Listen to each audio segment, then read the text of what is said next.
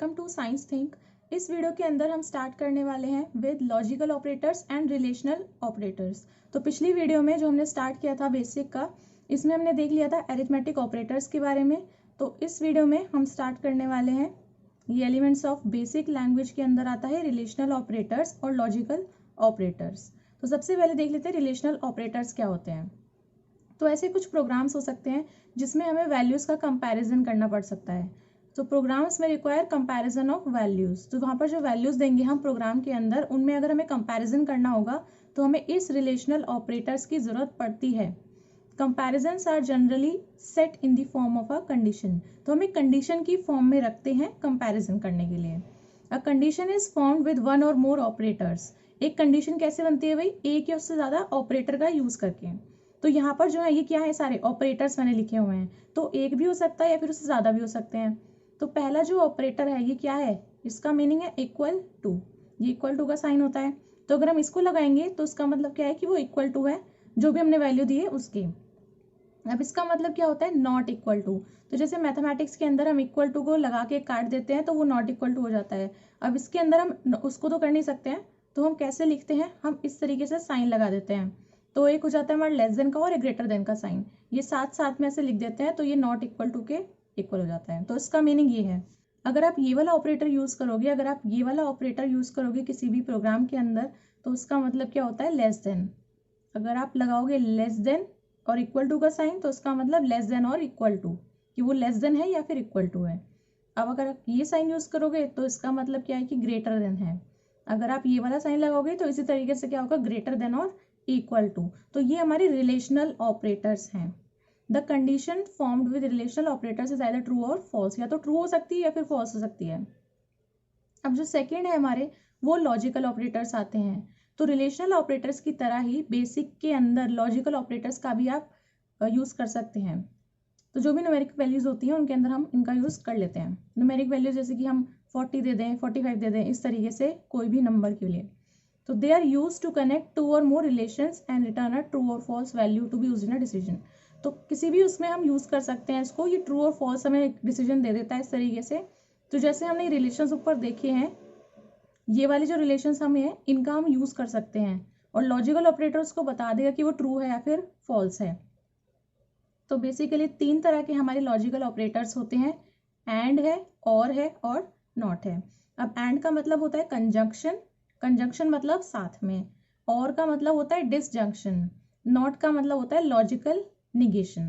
तो एंड मतलब I love reading and writing, तो वहां पर एंड का यूज हुआ है, तो यानी कि रीडिंग भी पसंद है और राइटिंग भी पसंद है, तो दोनों चीज के लिए यूज करते हैं तो एंड होता है।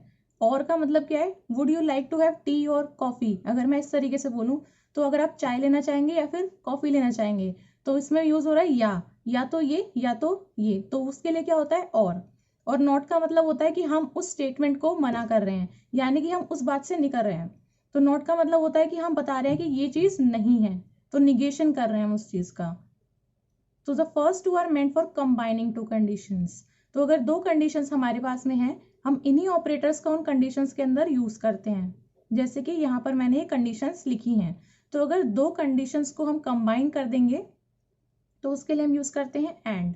तो दो कंडीशंस कैसे हो गई कि अगर मैंने बोला एक वेरिएबल है जो कि लेस देन है 40 से, तो यानी मतलब ए की कोई भी वैल्यू हो सकती है लेकिन वो 40 से कम होगी।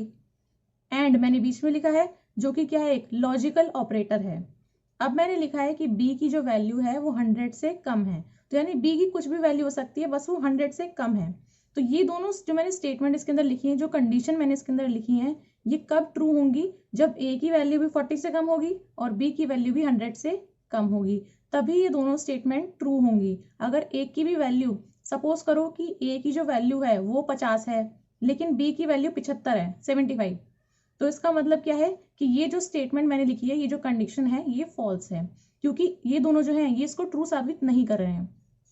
तो ए की वैल्यू अगर 30 है, बी की वैल्यू 50 है, तो ये स्टेटमेंट हमारी जो है, ये कंडीशन जो हमने दी है ये करेक्ट है, क्योंकि ये दोनों जो है सेटिस्फाई कर रहे हैं उस कंडीशन को कि ए भी 40 से कम है और बी भी 100 से कम है।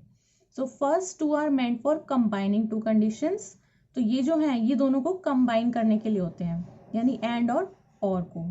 And the last one negates a condition. Last वाला यानी कि जो नॉट है ये किसी कंडीशन को निगेट करता है, यानी कि उसको मना करता है कि ऐसा नहीं है।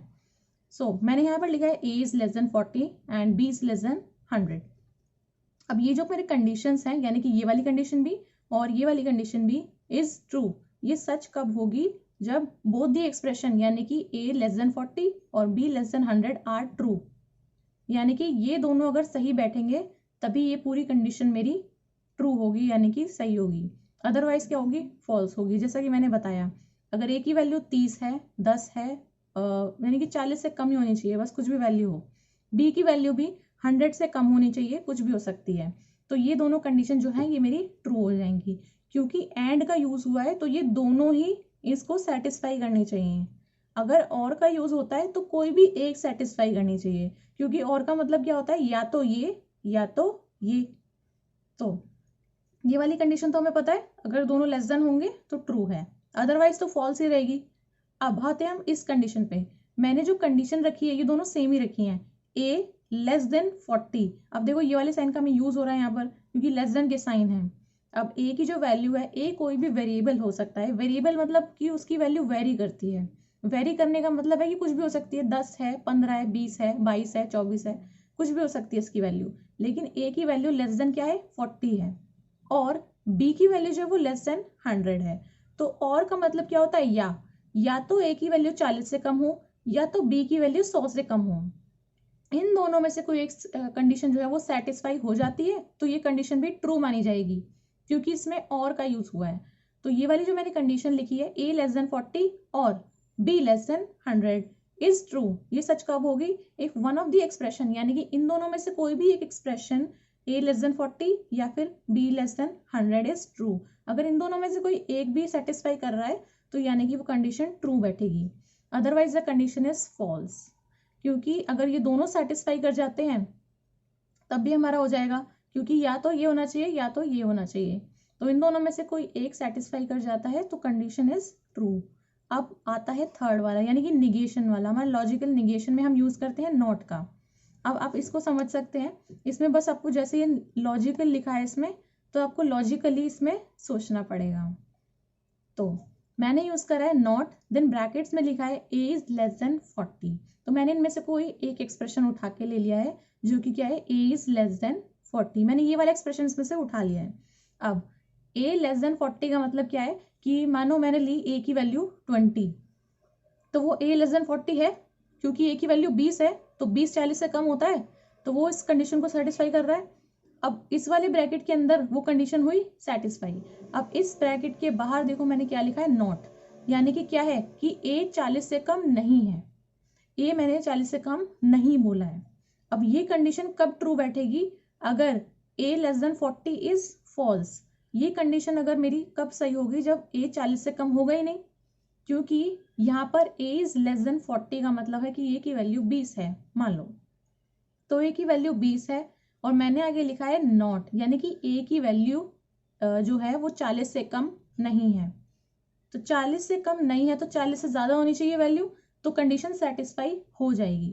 तो मैंने यही चीज यहाँ पे लिखी है कि अगर a की वैल्यू 40 से कम नहीं होती है, इस चीज को अगर आप देखेंगे कि a की वैल्यू अगर 40 से कम नहीं होती है तभी ये कंडीशन क्या होगी? ट्रू मानी जाएगी। सो दिस कंडीशन, ये जो मैंने कंडीशन लिखी है, is true if the expression a is less than 40 is false. तो अगर ये वाला एक्सप्रेशन जो है ये फॉल्स हो जाता है तो ये वाली जो मेरी कंडीशन है ये क्या हो जाएगी? ट्रू हो जाएगी। The expression a is less than 40 is false if a is greater than और इक्वल टू 40, है ना? क्योंकि ये कब इसमें फॉल्स माना जाएगा?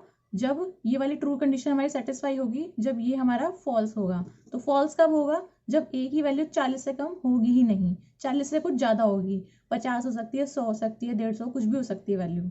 अब a की वैल्यू जब 40 से ज्यादा है तो ये वाली कंडीशन हमारी सेटिस्फाई हो जाएगी, क्योंकि ये बोल ही यही रहा है कि a की वैल्यू 40 से कम है ही नहीं, तो ये वाली कंडीशन मेरी ट्रू मानी जाएगी। फिर तो a की वैल्यू अगर इससे ज्यादा हो जाती है तो ये वाला जो एक्सप्रेशन है ये हमारा फॉल्स हो जाएगा। तो जो नॉट ऑपरेटर है works as a logical opposite of a condition. किसी कंडीशन को अगर हमें बिल्कुल उल्टा बताना है तो उस कंडीशन में इसका यूज कर सकते हैं। तो लॉजिकली आप इसको सोच के देखेंगे तो आपको आसानी से समझ में आ जाएगा। अब इसके कुछ रूल्स होते हैं। तो अरिथमेटिक एक्सप्रेशन को लिखने के लिए जो रूल्स हैं वो इस तरीके से हैं। Whenever required the negative number should be written within brackets. तो जो नेगेटिव नंबर है, मान लो -5 है, -10 है, कुछ भी ऐसा नंबर है, तो जो भी नेगेटिव नंबर होता है वो हमेशा ब्रैकेट्स के अंदर लिखना है, जहां पर भी हम लिख सकते हैं। तो ए, ये क्या है, मल्टीप्लिकेशन का साइन है, और फिर क्या लिखेंगे, जो माइनस वाला हमारा वेरिएबल है इसको लिखेंगे ब्रैकेट्स के अंदर। ये मल्टीप्लिकेशन के केस में भी ऐसे रहेगा, और यहाँ पर क्या है, डिवीजन है, तो डिवीजन में भी इसको ब्रैकेट्स के अंदर ऐसे लिखेंगे। Two operators can not come together, दो ऑपरेटर एक साथ कभी नहीं आ सकते। जैसे कि ए प्लस भी लगा दिया, फिर माइनस भी लगा दिया, और बी लगा दिया, इस तरीके से हम इसे नहीं लिख सकते, क्योंकि लिखने में हम ऐसे नहीं लिख सकते 5 फिर अपॉन में डाल के फिर 9 लिखेंगे। तो इसके अंदर हम कैसे लिखते हैं, 5 फिर 9, तो इस तरीके से लिखना होता है। इसलिए हम कैसे लिखते हैं, ए मल्टीप्लीकेशन, ये डिवाइड ऐसे नहीं आएगा, फिर बी आएगा, तो ये इस तरीके से नहीं आ सकते साथ में ऑपरेटर्स। और किसी भी केस में a डिवाइडेड बाई 0, तो डिनोमिनेटर जो है वो 0 नहीं हो सकता है, वरना क्या आएगा, ये a अपॉन बी 0 के इक्वल नहीं आना चाहिए। 0 should not be raise to a rational number, यानी 0 की जो पावर है वो फ्रैक्शन या फिर पॉइंट में नहीं होनी चाहिए। 0.5 मतलब 1/2, तो 0 की पावर ऐसे फ्रैक्शंस में नहीं होनी चाहिए, रेशनल नंबर में नहीं होनी चाहिए। String is not allowed in arithmetic expression, तो ये स्ट्रिंग वगैरह भी हम देखेंगे क्या है, लेकिन अरिथमेटिक एक्सप्रेशन ये दिख रहा है हमें a प्लस बी है, तो इसके साथ में हम ये जो डॉलर साइन लगाए, ये क्या है, स्ट्रिंग है, इसका यूज नहीं कर सकते हैं किसी भी अरिथमेटिक एक्सप्रेशन के साथ में। Before evaluation expression each value should be assigned it's proper value. तो जितने भी वेरिएबल हमने इसके अंदर लिए हैं, जैसे कि अगर मैंने ए लिया है, बी लिया है, तो इन सब की हमें प्रॉपर वैल्यूज को असाइन करना है सबसे पहले। अगर हम दिखाना चाहते हैं या फिर हम कंप्यूटर से ये पूछना चाहते हैं कि अगर ये इस तरीके से होगा, लेस देन होगा, इक्वल टू होगा, अगर हम इन ऑपरेटर्स का यूज करना चाहते हैं, तो पहले ये पता होना चाहिए कि a की वैल्यू 10 है, b की वैल्यू 45 है, तभी वो इन्हीं वाले ऑपरेटर्स को उस पर लगा पाएगा कि a की वैल्यू जो है वो लेस देन है b से, इस तरीके से। तो इन सब की जो वैल्यू है वो सबसे पहले असाइंड होनी चाहिए प्रोग्राम के अंदर। सो एक्सप्रेशन का इवैल्यूएशन करने से पहले ईच वेरिएबल की जो वैल्यू है वो प्रॉपरली इसमें असाइन होनी चाहिए, ताकि वो आगे का जो उसमें प्रोसेस है उसको वो कर सके। तो आज की वीडियो में बस इतना ही, आगे के जो टॉपिक्स हैं वो हम नेक्स्ट वीडियो में देखेंगे। तब तक के लिए हमारे चैनल को सब्सक्राइब करें, अपने फ्रेंड्स के साथ में इस वीडियो को शेयर करें। मुझे उम्मीद है आपको ये वीडियो अच्छी लगी होगी, तो वीडियो को लाइक भी कर देना और मेरे चैनल को सब्सक्राइब करना ना भूलें। Thank you.